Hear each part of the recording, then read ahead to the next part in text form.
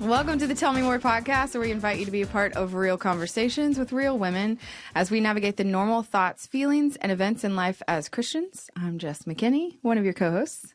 I'm Sarah Hopkins, one of the other ones. And I'm Lydia Florence, the final co-host. Jess has a coffee cup that is a glow. What are the numbers? Oh, okay. So this is the knockoff of the Ember mug, and it keeps it heated. There's a hot plate on the bottom. That's neat. I purchased this because I tend to not drink my coffee hot because I have children. Yeah. So this way it stays hot. But then I brought it to work because I run back and forth between meetings all the time. And What's the one?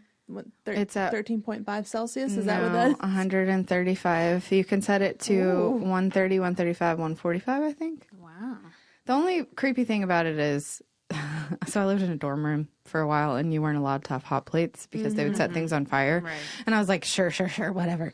So when I put this on the charger, it actually turns on, even if there's no liquid in it. But it has a fail safe where, like, if there's no liquid in it and it's off the charger, it's off. So there's a slight malfunction. This is the duplicate version. Right. So you have to make sure that it's in the off position before you put it on the charger. But other than that, I highly recommend it. Actually, Gary Black purchased one after he and I talked about it. So I was like, The more you know. I just have a regular, Influencer. now my coffee's cold mug. yeah, you got the cute I'm anthropology one. drinking water out of mine because I'm pregnant. So and not allowed to have more than one cup of coffee. rep that Woco, though. Well done. I loved those mugs. I And know. but it's because They're so they cute. passed my mug test of the four fingers. Like this one would. Yeah, for sure. Yeah. Like that's great to 100%. me. This one I'm going to, and I'm not confident in my holding. It gets wobbly. Yeah, I don't like it. My grandmother had these beautiful, like, there's not china, they're like everyday dishware, but they had the beautiful patterns and things on them. And the little cups that come with it, they're like teacups, I guess. But she drank coffee out of them, which is great. Right. I can't even fit two fingers in it. I'm like, how? Oh, we don't put our pinkies up. Oh, I forgot. Yeah. Sorry. It's very uncouth of me. I'm just trying to save I've you heard some that clinking. 1700s embarrassment. I've heard that clinking your glasses and saying cheers is also common. not. Yeah. Well. Well, I am a woman of the people, so I will stay clinking. Just saying.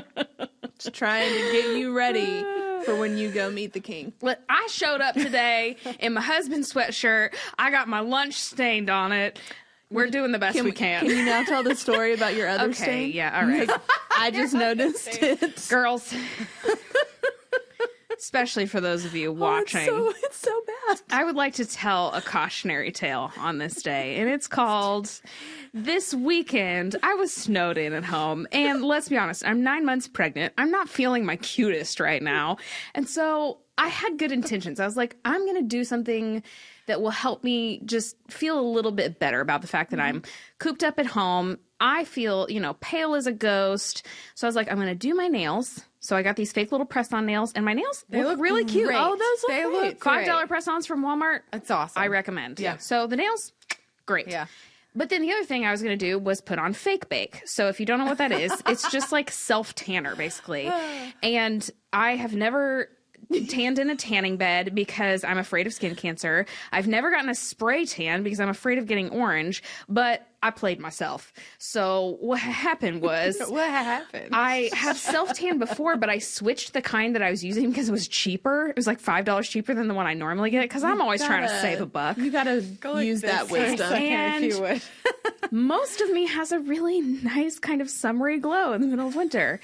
But if you're watching online, look at how my hands are a totally different color than my face. But also the bottom part of your hand is different than the top part. It's the thumb for me. And if I spread my fingers apart, like the insides of them are not tanned, but the knuckles look really bad. That's awesome. So straight up, my hands are orange. The rest of me looks pretty good. Right. But my hands, But that's the only part that's uncovered for I know, society. because winter. And Did you put it on your face too? I did. I put it on my face. 'cause And that so looks great. I know my face looks like pretty natural. It's Yeah. just a little glowier than normal, which is the goal with self-tanning is like, I don't want to look like Snooki. I'm not trying to look like I didn't come from the beach for the last 2 weeks, but also why did my hands do this? I That's don't know. amazing. So, okay, I'm going to ask you to dig into this a little more because you have a technique for when you do this with the product that actually do. works, and I have never tried it, Yeah. So and I want to know. in full Pray? What are you disclosure, doing? I used to use the L'Oreal self tanner, which has never done me dirty.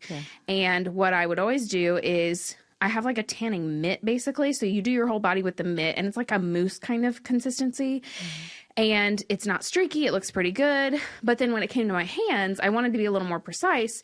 So I would use a makeup brush and I would just kind of like brush it on my hands real lightly. That's so and then interesting. make sure to Yeah. get it in my knuckles. And with the L'Oreal brand, my hands always turned out like the rest of my body. Right. And especially because you wash your hands so much, like it was never a problem. They didn't look orange. Yeah.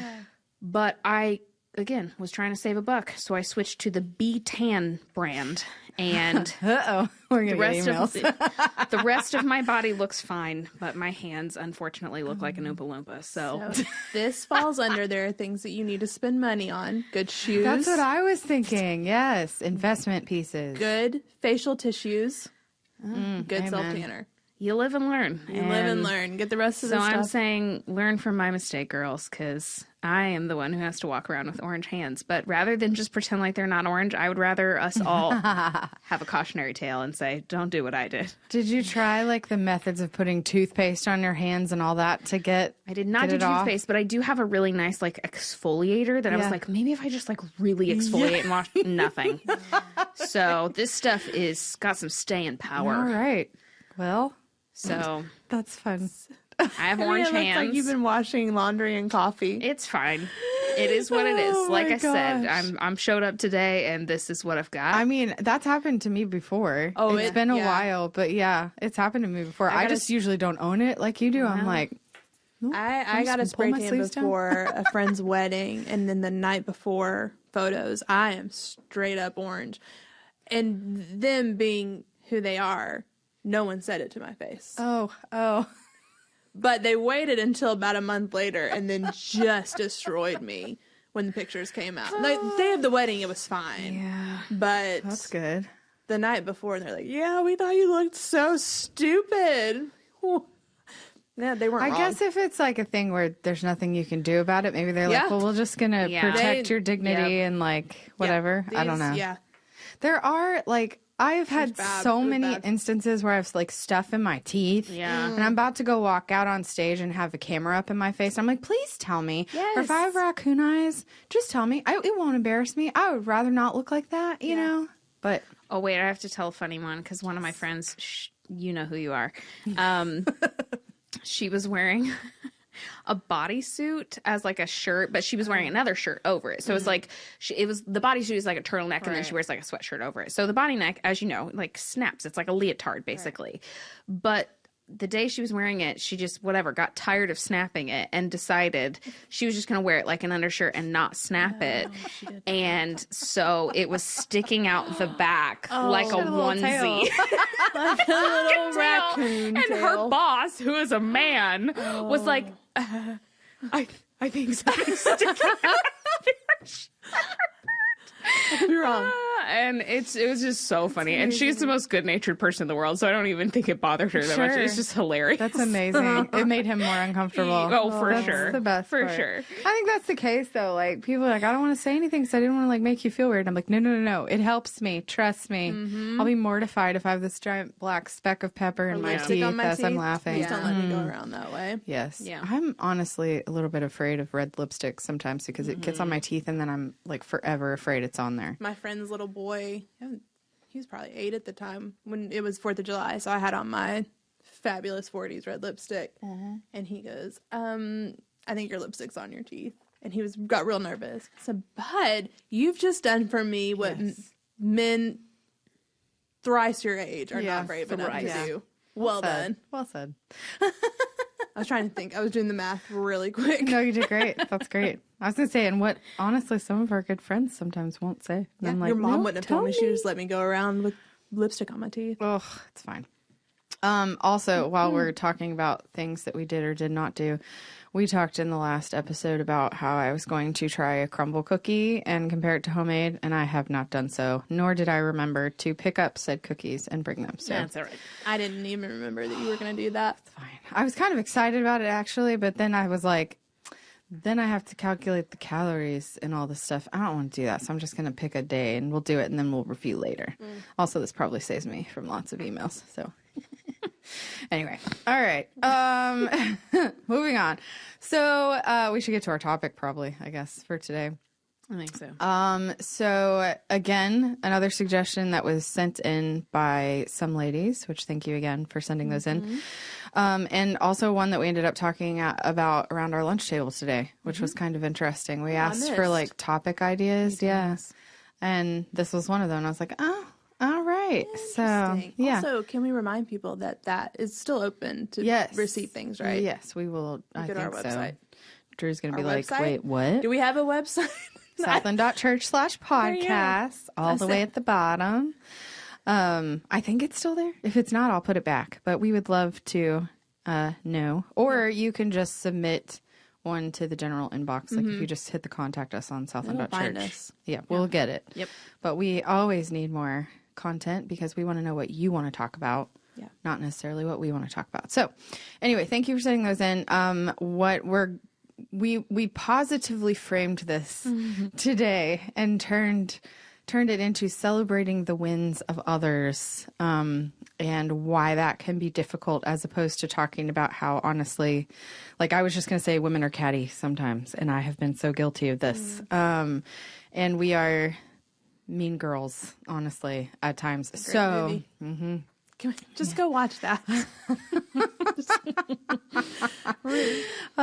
if we had been more on top of it, we could have like played clips. I didn't think about that. But anyway, We're so savvy. it's fine. It's fine.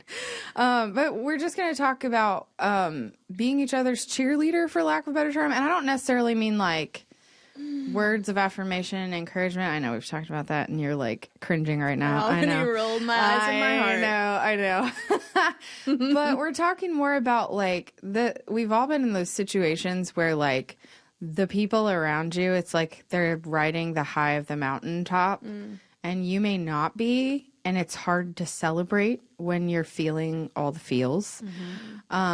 There are relationship struggles where it's hard to be happy for people just because of the things that you may or may not have dealt with conflict wise. Like there's a whole gamut of this. So I just kind of want to open it up to that and figure out like, why is it so hard to celebrate other people? Why is it easy at sometimes in our lives, but why is it hard at other times? And why we end up in the comparison world because of it. So it's a whole lot, but that's kind of where I'm at. I was, every time I think about this, I'm thinking of like all the scripture where it's like, encourage each other and build each other up. And I'm like, and we should. And yet here I am going, oh, come on, which is terrible, but I'm outing myself. So, why are we so mean to each other? That's what I want to know. Why is it so hard to just be like, I'm so happy for you and genuinely from mean it. the depths of our hearts mean it? Yes. Why? Or is it hard for you? I think there was probably a time in my life when there were yet unredeemed parts of me that I did have a tendency to be mean to people. Yeah. I think as I've grown, and probably just women in general, we, because of societal expectations, are less likely to be mean to each other and more likely to be mean about each other. Yep. So I might not be mean to your face, but I might harbor some ugly thoughts about you in my heart. Right. I might even talk about you to other people. So the likelihood of me just like being mean to somebody is not super high, but I can have those same things internally, which is really no better, according to Jesus. Yes. I think part of why that happens is, like, if I'm being honest, it can just be jealousy. I think, like, sometimes that just comes from my own feelings of inadequacy. Like, I'm jealous that she has something that I don't. But the only reason why I feel that way is because I feel like I am lacking in some way because I don't have that thing. I feel like I'm inadequate in some way. Yeah. And the other thing I think about when it comes to like women and meanness specifically is, I don't want to over stereotype, but I think where men can tend towards aggression, women can tend towards attitude. Yeah. So like, Oh, for sure. I'm not real likely to hit anybody. Right. Not at this point in my life, anyway. But sometimes in my worst state, I've said this before on here, I love to have an attitude. Yeah. And so, like, the sinful, fleshy part of me, if I have ugly feelings towards somebody else, just wants to be catty and petty and just use my words to slay someone down. Yes. Yeah. Ooh. I'm going to piggyback off what you said, and then if you have thoughts, please throw in. I agree. I think in myself, it's always insecurity that brings out the worst in me. So in the times where I'm frustrated, it's because I'm insecure about some facet of myself. I don't have that, or won't be able to, or I can't, or whatever it is. And some of it, it's not like it's not all realistic. There are some things I just won't be able to do, and that's okay. And I need to accept those things. But it doesn't really come from that. It comes from the like insecure side of me that's like, but what are other people going to think about it? Yeah. You know, I don't know. It's just at the really deep, if I'm honest, heart of it, I think it's just my own personal insecurity. So I think agree with fear. everything you Mine's said. rooted in fear that maybe God is holding out on me. And so instead of getting mad at him because physically I can't punch him or lay him out to his face, one would think I have done. But then I can take you out because he's clearly given you what I deserved or thought was mine. Yeah. So So really, fear, but also like I'm just introspecting here. I think that selfishness or entitlement, Yeah. that I really don't deserve it, but for some reason I have decided that I do. Oh yeah. That's a big part of this, I think, and it's it's sin in and of itself anyway, but it does lead to all those other things like gossip and jealousy and all that kind of stuff. Yes. So, and I think our sinful nature is probably just what makes it easy. It's the easy thing to do instead of accepting whatever that hard thing is, or just being happy for somebody else and looking at the blessings that you have, you know, whatever that is. Like, it's much easier to just give in and go, okay, I don't like that, you know, or whatever, instead of building other people up. So totally agree. So when you think about, I'm not talking about close friends necessarily, just other people that you see, whether that be social media, whether that be friends of friends, or I don't know, it could be anyone, something you see on the television. When you see something good happening for someone else, is your reaction, and would you say the general reaction of women, is it to go, good for her? Or is it the opposite? Or it could be situational, but I'm just kind of wondering trend-wise, like, do we tend to go, good for you? That's great, or not?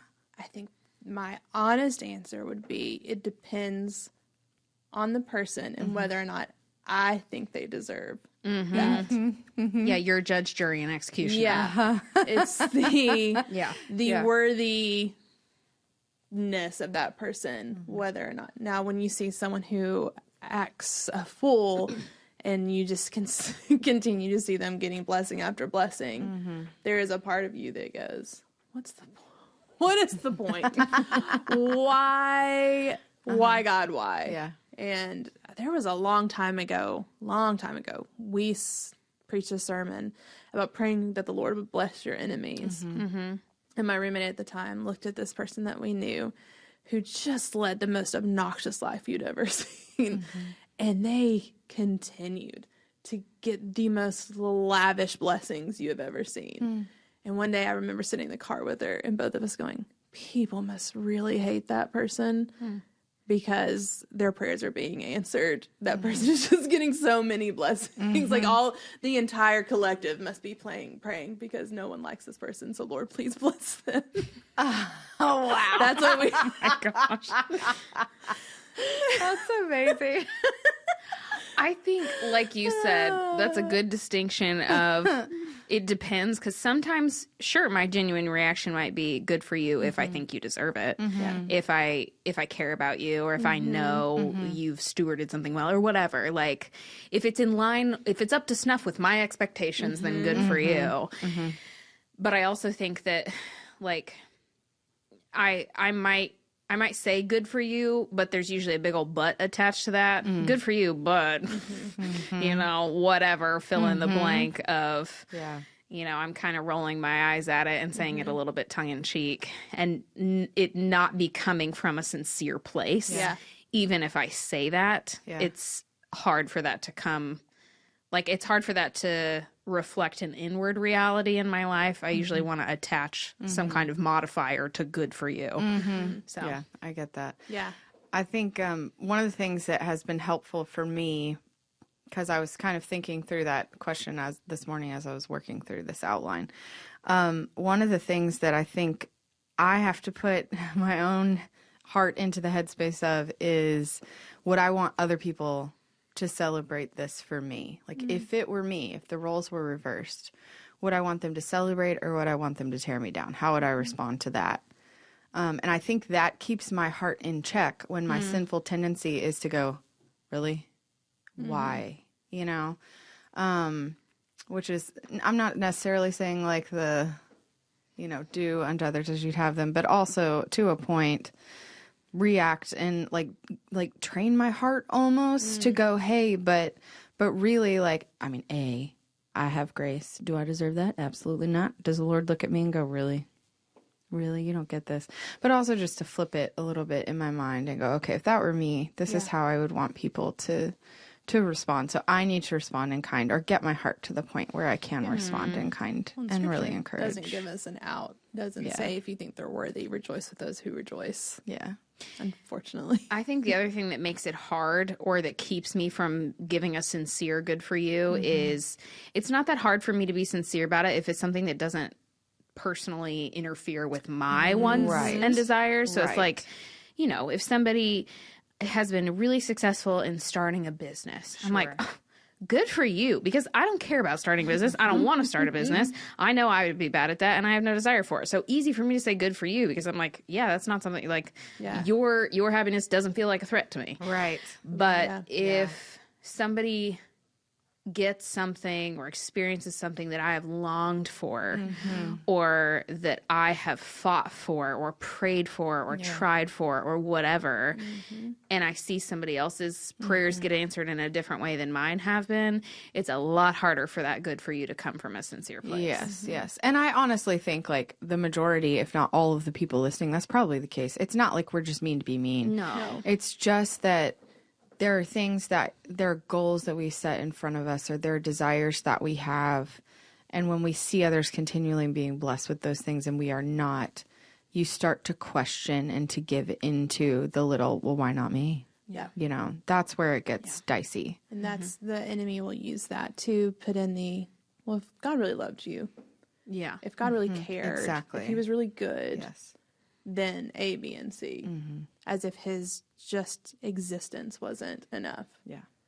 So it is hard, but So how then do we balance feeling all of those feelings that we have, where we may be heartbroken over something that we haven't been given but have prayed for, and someone else has? And I'm not necessarily talking about material possessions here. I'm talking about, like, it could be anything. It could be infertility. It could be, I mean, that's like a big one right now. But how do we process our own emotions while also being happy and joyful for others that we see who are granted those things in that moment?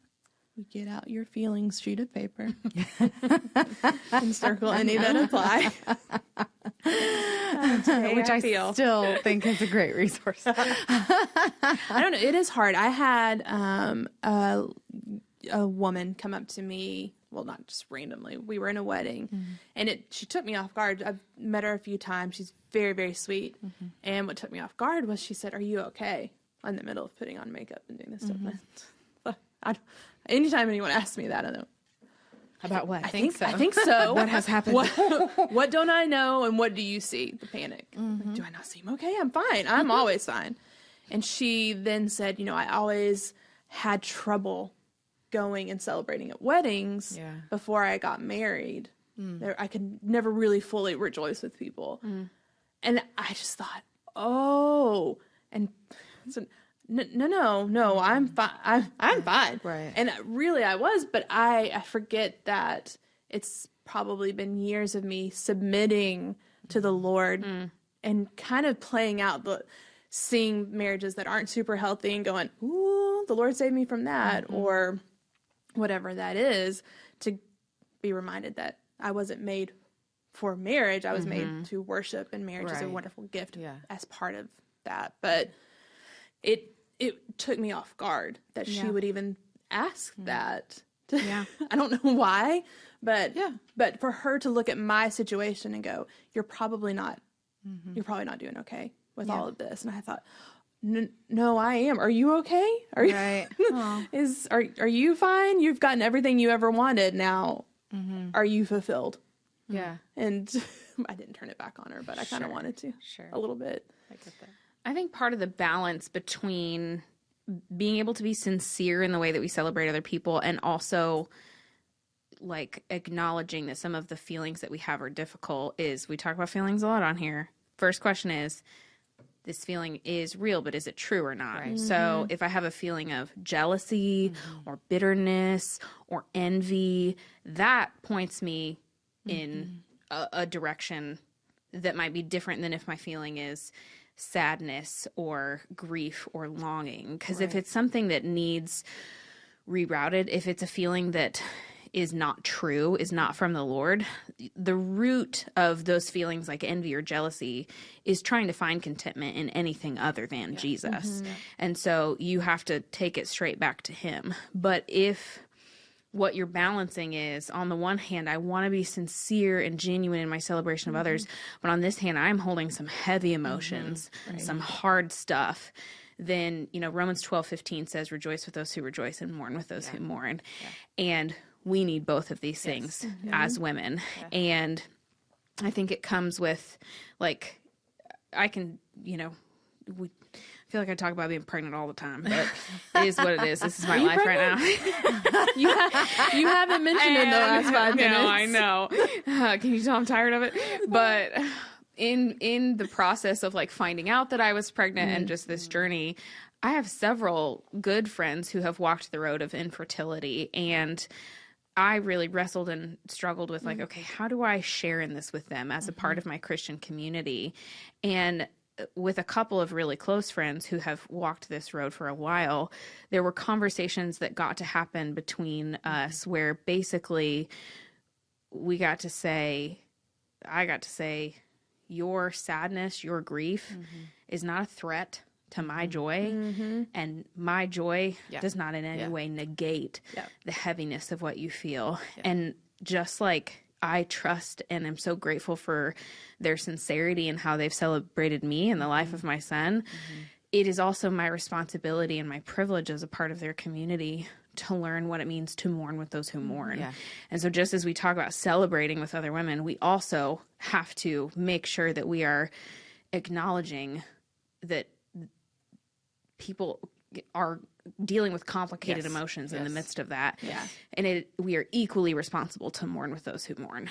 And that's harder to do, I think. Well, two things can be true at the same time. Multiple things can be true at the same time. I might be heartbroken because things have not panned out the way I wanted them to. That does not mean that even in that sorrow, I can't be joyful for you. It is possible. And to give ourselves not the permission, I think kind of the expectation of doing both. To say you do have to do both. I don't ever want you to not share with me your joy, or to put a caveat on it. Hey, I know you're hurting, but it's okay. Like, I see that. We don't have to do that every time, putting a disclaimer on your joy. That's sometimes what it feels like we have to do nowadays. Sounds so stupid. But, like, like anything we watch on television, hey, be warned, there's joy ahead, you know, or there's sorrow ahead. Tread carefully. And I hate that we feel like we have to do that. Yeah. Yeah. I think one of the things that has come to mind as you've both been talking is there's zero endorsement for faking it Oh, I hate it. here. In either direction. Yes. Either direction, Like none at all. I think it is perfectly permissible to feel like you were talking about friends that you had. My cousin and I were pregnant at the same time. She ended up having a miscarriage when we announced that we were pregnant. And the dialogue that we got to have, though, was so healthy. And I was not faking that I was not happy about being pregnant because of what had happened to her. And she was not faking that she was happy for me. We genuinely felt the emotions that you would normally feel in those situations. She was heartbroken. I was overjoyed. But at the same time, I was also able to talk to her and her talk to me. She was like, I'm excited for you. Even though this is happening and I am so heartbroken, I'm happy for you. Like that's the healthy balance that I see. Whereas I think it would have been easy to in any situation, like somebody gets a job that you wanted or whatever, it would be so easy to go up and be like, okay, well, I'm so happy for you. And then undercut you a few days Yes. later. Or like deny how you feel even. Like just repress it all. That's so easy to do. And vice versa, like just the lip service thing. That's not at all what we're endorsing. I think it's healthy to feel both. And there are also appropriate avenues to feel both. So it may not necessarily be the person that got the thing that you were hoping for or vice versa that you're processing with. It might need to be someone else, you know, but all of those things are okay if they're based in truth, like you said. So anyway, I just thought it's worth saying that because you're right. Both things can be true. Yeah. And just because we talk about celebrating someone else doesn't necessarily mean that we also ignore the fact that it's something that we had hoped that we would get and maybe we didn't. Yeah, I think the level to which we process that or share that with each other is dependent on your relationship to that person. Because there are people who I see from a distance who might have things that I want and I don't have, or they got to do something that I really wanted and it didn't pan out. But I'm not close to them, so I'm not going to be like, that's not going to be an intimate relationship where I'm, you know, telling them all my feelings about how hard this is for me or whatever. You see him on Instagram, you're like, DM. Yeah, exactly. Hey, I see you got that endorsement. I've always wanted that. Absolutely not. That product. I am no influencer. But I do think that especially in your close relationships, in your spiritual community, that there is just this verse is simple: rejoice with those who rejoice and mourn with those who mourn. And there is a power in just kind of saying the unsaid thing. And you have to be tactful and you have to ask the Holy Spirit for wisdom when it comes to that.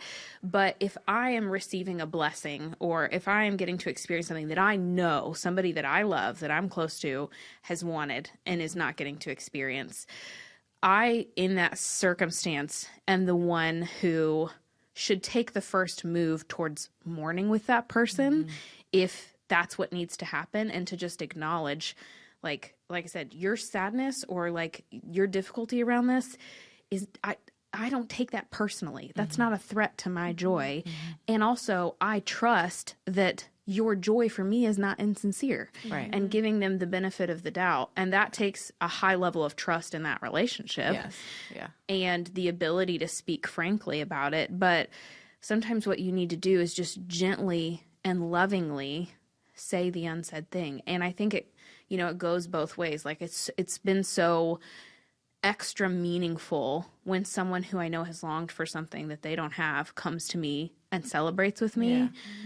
And vice versa. I think it holds a lot of power when we can do the opposite. And so all of this is to reiterate the thing I already said, but we need to learn how to rejoice with those who rejoice and mourn with those who mourn. And what that looks like will differ, based on our relationship. But I don't think the answer in your close relationships is to just ignore it or fake it or pretend like, ooh, this is awkward now, we can't talk about this.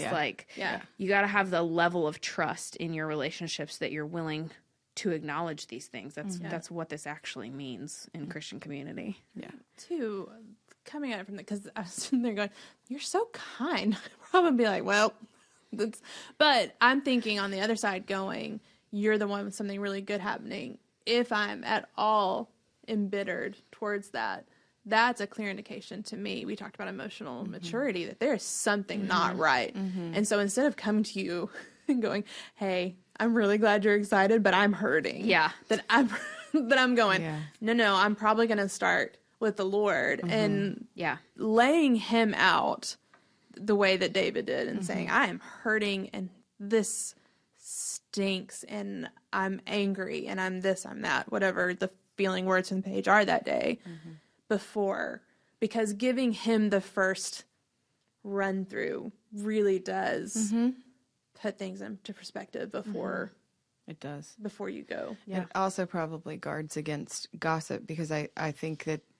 even something like this could very easily turn into kind of what you're talking about, going behind people's Yeah. backs and talking about, where if there's disappointment there and we haven't dealt with it internally and with the Lord first and established what's actually true about it and what's maybe our emotions running wild with us or what's Yeah. lies, that can very quickly turn into gossip when we're talking to whomever it is about this and going, "Hey, I'm really struggling with this." Because instead of I'm feeling A, B, or C, it's did you see? Yeah. You Yeah. know? Yeah. And that really quickly can turn a page. Yep. And how little do you actually then love that person?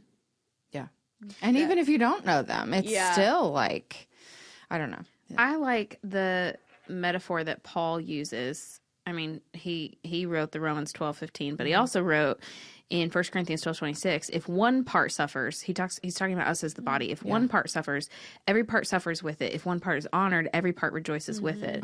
If we are the body of Christ, and especially speaking as Christian women to other Christian women, like taking the approach of your pain is my pain. Yeah. Right? Your joy is my joy. Yep. If we're a part of the same body, we, Galatians 6:2, we bear each other's burdens, Right.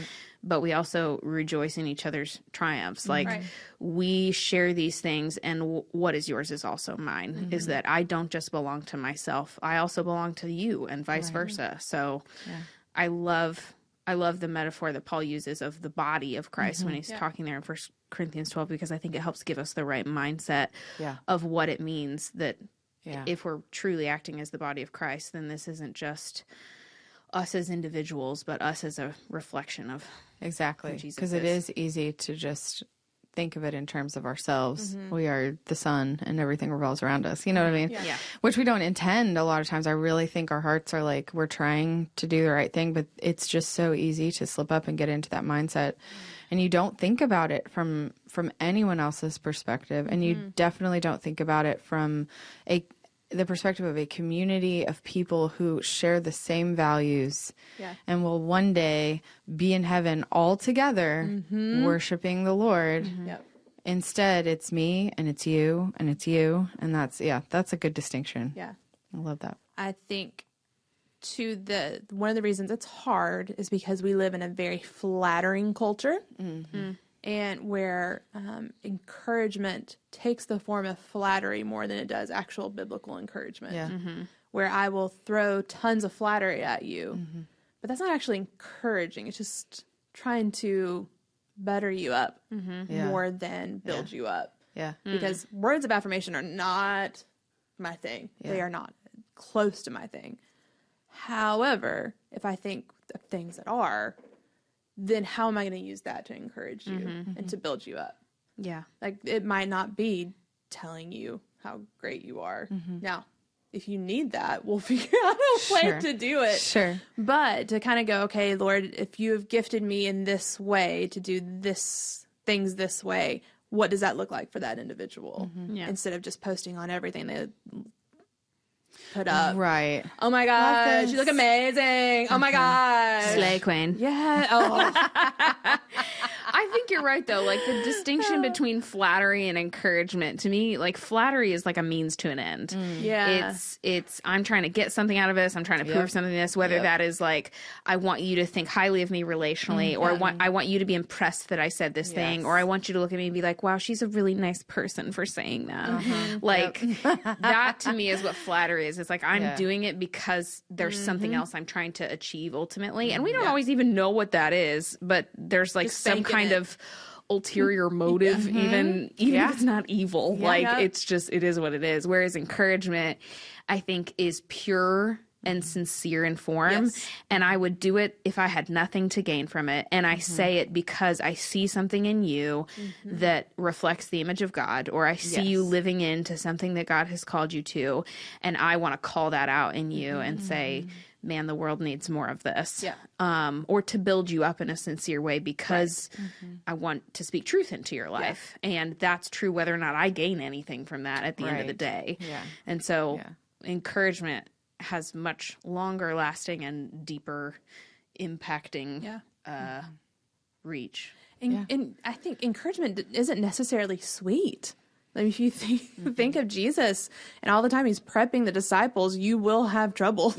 But be encouraged. I have overcome the world. Right. And so there's lots of layers to it. But once you feel the difference between flattery and encouragement instantly, or it's one you were just waiting. Okay, what do you want? What do you want from me? But with encouragement, it might be, hey, I see this in you. But to get there, this. I also, I think encouragement, I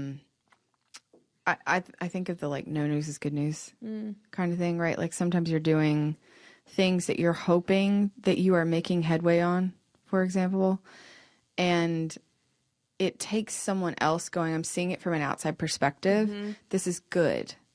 And it's not a pat on the back, well done. It's like, you are leaning into this and this is good and this is helpful. That's also celebrating other people, I think. It's not necessarily just complimenting them. Right. It's more acknowledging like this is a good thing that you, like you said, reflects the Lord somehow. Keep it up. Like it's more that. It's like, I think of it like you were talking about working out on one of our episodes and people encouraging you and how you hated it. And I am the opposite. But like when my husband and I used to run together, which I know is shocking, but we did. And he like was not an encouragement person, and I am not a runner, y'all.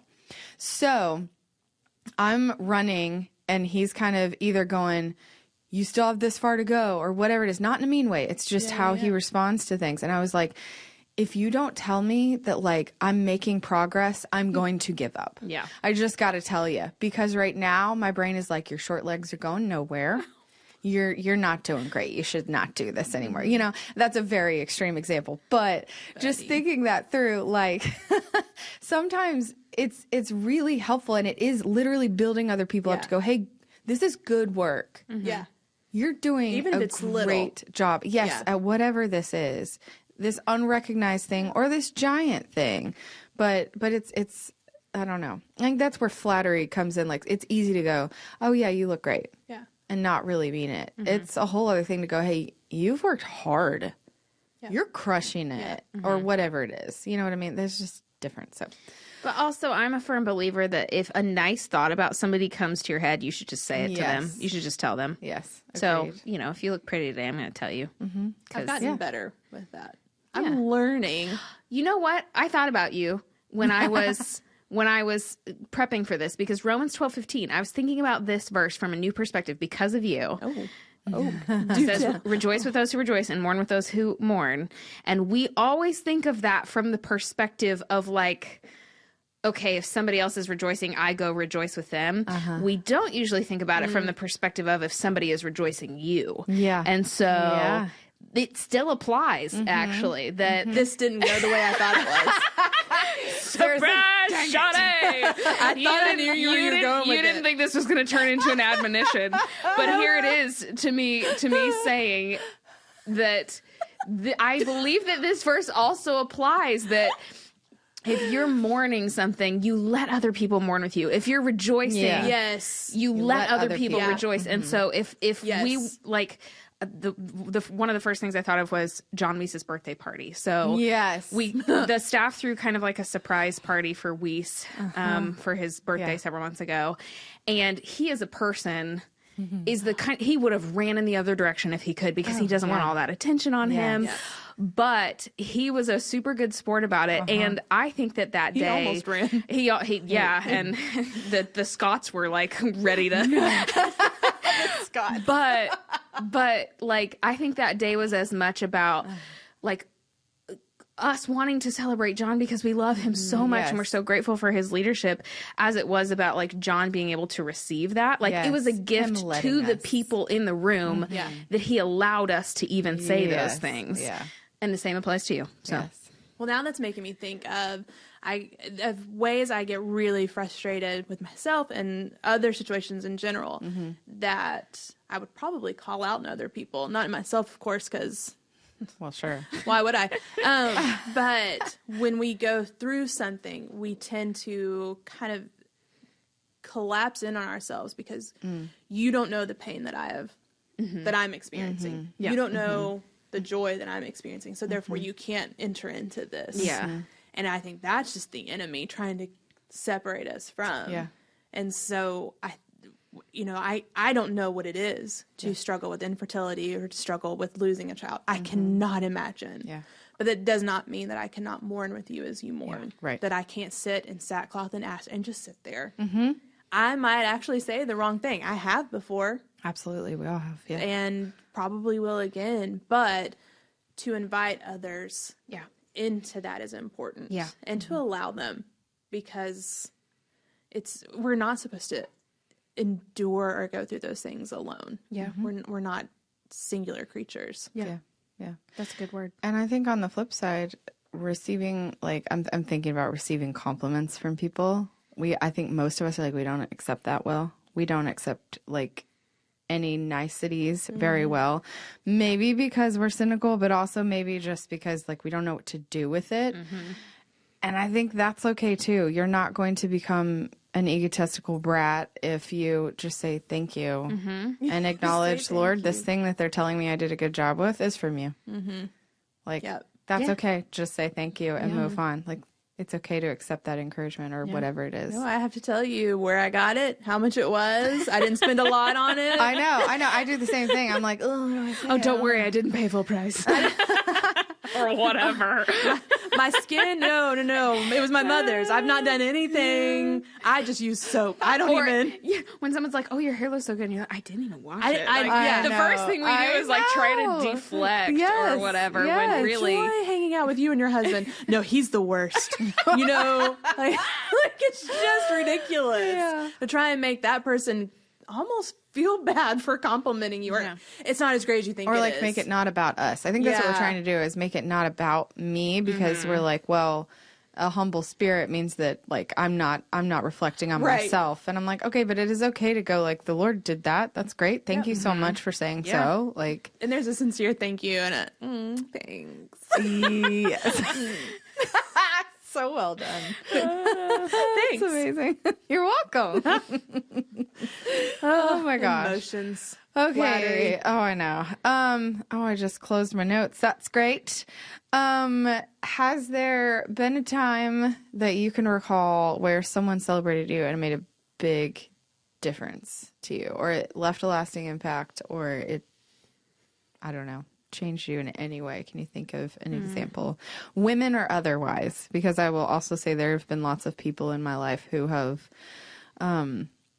celebrated things that I have not seen in myself.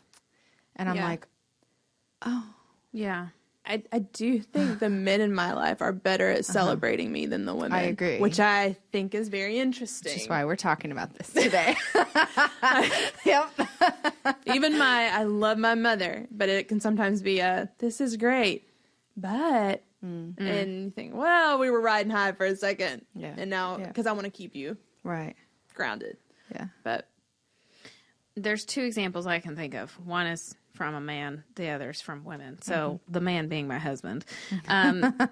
a couple of months ago, I got to publish my first article, which, I've never gotten to write anything that's been published before. And this is small potatoes, okay, people? Like, I'm not getting paid for this. It was like a volunteer thing.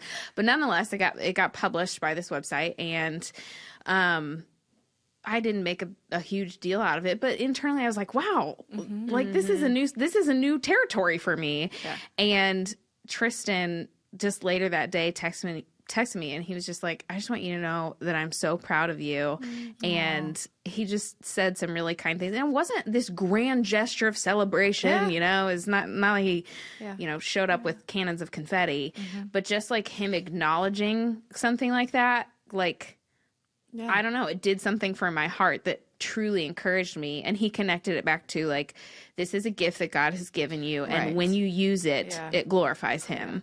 And helped me, I think, feel a little bit more like, I don't know, solidified in that part of my calling. So that's one.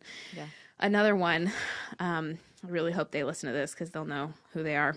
These two ladies in our church who I really didn't know from Adam, to be honest. Like, they're both young moms, and they had heard from a mutual friend that I like cheese. And that is true. I love cheese of all kinds.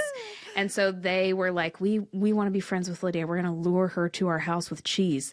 And it did work. So these two. This sounds real creepy. I'm just going to tell you. Well, I'm just telling you, you give me a whipped feta and a baked brie, I'm there. I don't even care. So that's exactly what they did. And I got invited over their house. I'd met them both like maybe one time. I really didn't know them at all. But they knew that I was pregnant, fairly newly pregnant. They also knew I wasn't really connected to other young moms. Like, I just didn't.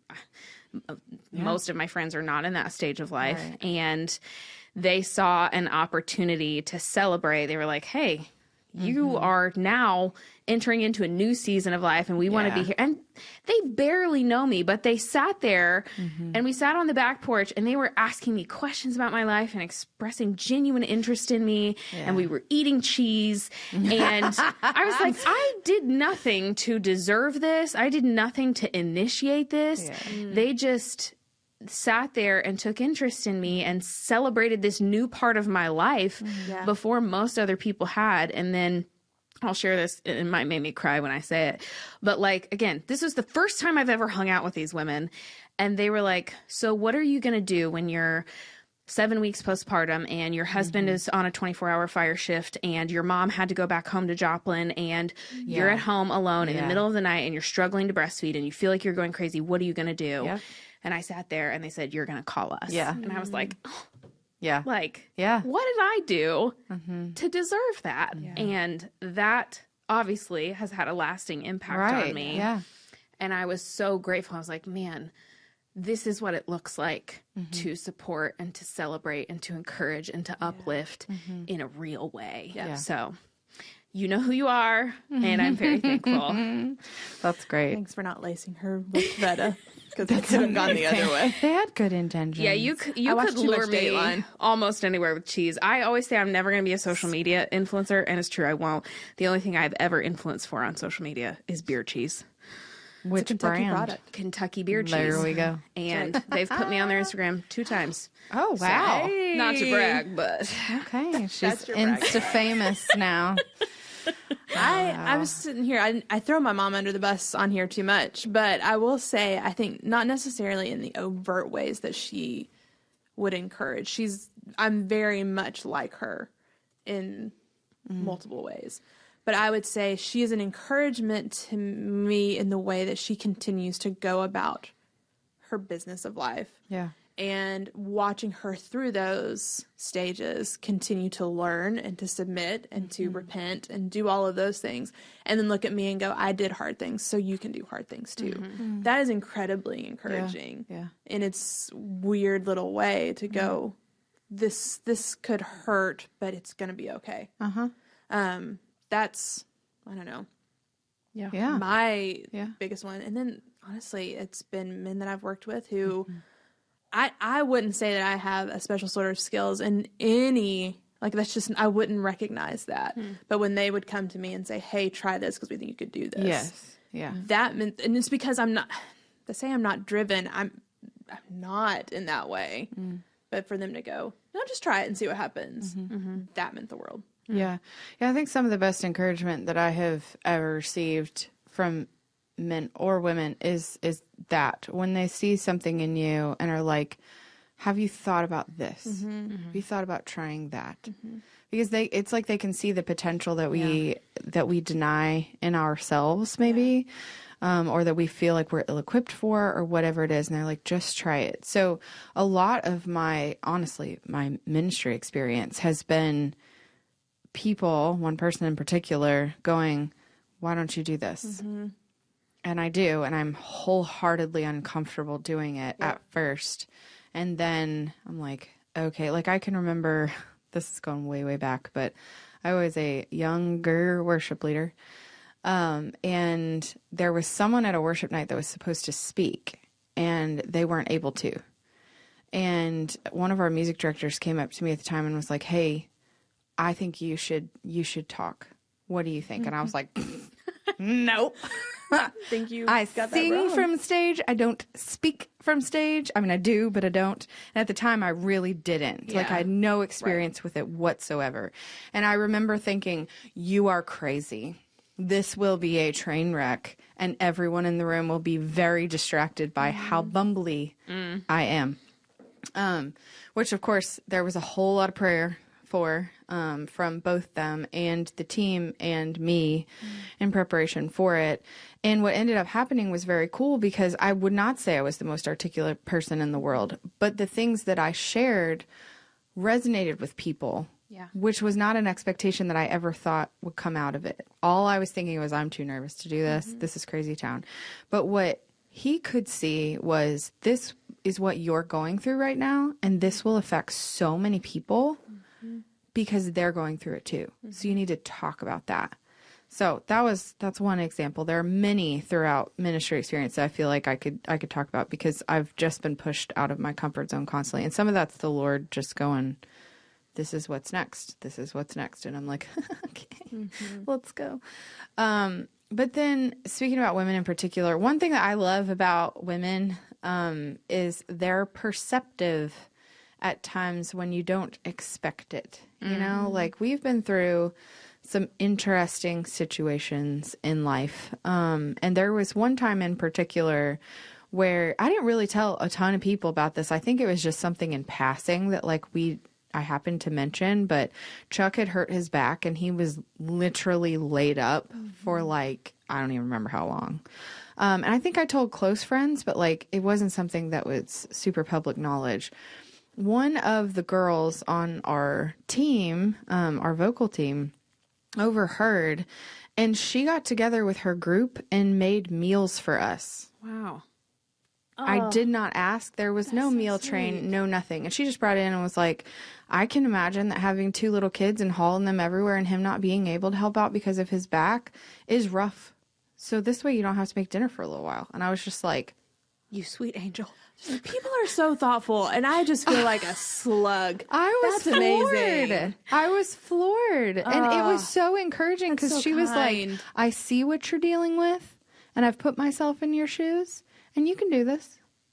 Like, that's, I don't know. It just, it made such a big difference. So anyway, those are the two, like, glaring That's an examples. encouragement. But yeah. You know what? Another thing that I think of, because I admonished you earlier, so now I want to use this one, is when I was brand new on staff and I was 25 years old and I was trying to figure out how to help lead this residency program that hadn't existed before, and half of the residents were older than me, and I was like, what on God's green earth am I doing here? Who is letting me do this? Yeah. And every time you saw me, you would just... not in an effusive way, but in the most genuine way, you would just tell me, you're doing a good job.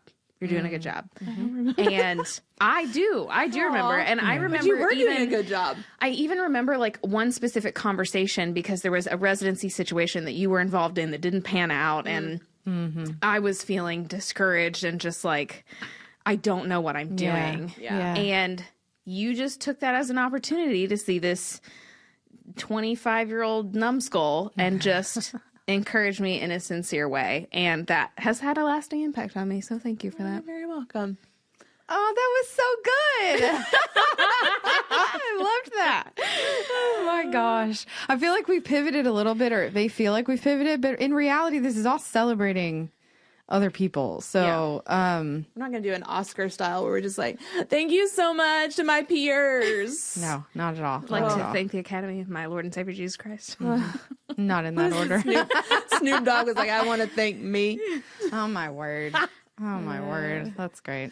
All right. Well, this was good. I enjoyed talking about this. I love hearing other people go, yep, me too, when it comes to some of this stuff. So Yeah. that's really yeah. helpful to have conversation about that. But Just ask the Lord, am I responding out of fear? Like if it's being flippant, or if it's being catty, or if it's being mean, yeah.